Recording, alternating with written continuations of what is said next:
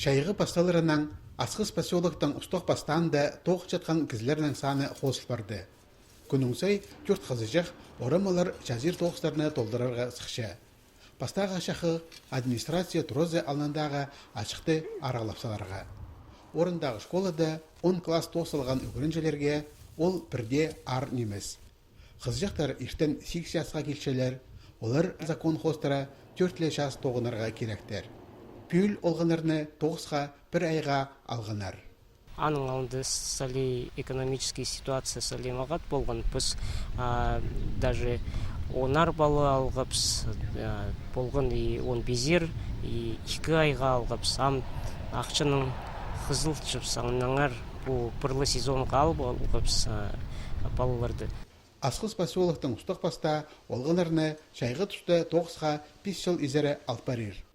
Ол сарыбақтарының пост тұтарын тұзолық ертірер, база оларының арасында сайбығылар полтыртпыс бөгінің алылған программалар хостыры етілші.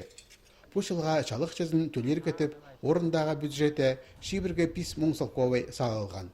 Ол сен ақша 6-9 орынын азарға шәрер болған. Ше ең асқанақ чалық жазы өспар бысқан сұлтанда 4 балыны тоғындырар оңдай болпарды. Поселоктың ұстық баста оларға 4030 салковай төлер, Асқыс аймандағы шонға 9 тапшан кін тезің қозы 1100 салковай берер. Бұл группа молодец қызыжақтыр. Олар бізге и доходный частьға, бюджетқа полшылыр, бұл квитанциялар, земельный налог, имущественный налог, олар бізге прям по квартирно, тоже полсвешілер, ол квитанцияларды. Уже рабочее время неместі, прай апаш вешілер, тузы болшы.